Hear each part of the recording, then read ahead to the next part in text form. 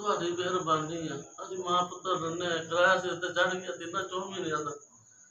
ਮੈਂ ਆਪ ਬਿਮਾਰ ਰਹਿੰਦੀ ਹਾਂ, ਰੋਜ਼ਾਂ ਦੇ ਵਿੱਚ ਮੁੰਡੇ ਦਾ ਬੰਦ ਹੋ ਗਿਆ ਕੰਮ।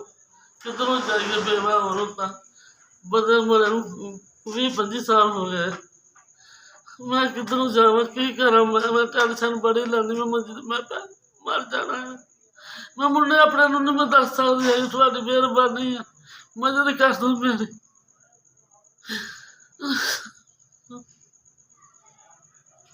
ਮੇਰੇ ਕੋਲ ਨਹੀਂ ਇਲਾਜ। ਇੰਨੀ ਮਿਹਰਬਾਨੀ ਤੁਸੀਂ ਕਰ ਦਿਓ, ਬਸ ਭਲਾ ਕਰ ਦਿਓ, ਤੁਹਾਡੀ ਮਿਹਰਬਾਨੀ ਹੈ। ਦਵਾਈ ਵਾਸਤੇ ਨਹੀਂ ਪੈਸਾ ਨਹੀਂ ਹੈਗਾ, ਖਾਣ ਨੂੰ ਨਹੀਂ ਪੈਸੇ, ਦਵਾਈ ਦੇ ਕਿੱਥੋਂ ਪੈਸੇ ਆਉਣੇ? ਤੁਹਾਡੀ ਮਿਹਰਬਾਨੀ ਹੈ ਪੁੱਤਰ। ਬੜੀ ਟੈਨਸ਼ਨ ਲੈਂਦੀ ਮੈਂ, ਟੈਨਸ਼ਨ ਦੇ ਵਿੱਚ ਮੈਂ ਬਸ ਲੱਗੀ ਜਾਣਾ। ਮੇਰੇ ਪੁੱਤਰ ਨੂੰ ਇਕੱਲੇ ਰਹਿ ਜਾਣਾ।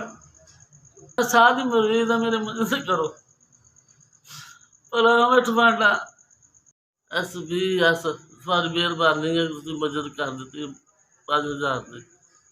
SBS ਅੱਲਾ ਮੀਆਂ ਤੁਹਾਨੂੰ ਖੁਸ਼ੀਆਂ ਦੇਵੇ, ਅੱਲਾ ਮੀਆਂ ਤੁਹਾਨੂੰ ਤੰਦਰੁਸਤੀ ਦੇਵੇ। ਤੁਸੀਂ 5000 ਦੀ ਮੇਰੀ ਮਦਦ ਕੀਤੀ, ਅੱਲਾ ਮੀਆਂ ਤੰਦਰੁਸਤੀ ਦੇਵੇ ਤੁਹਾਡੀ।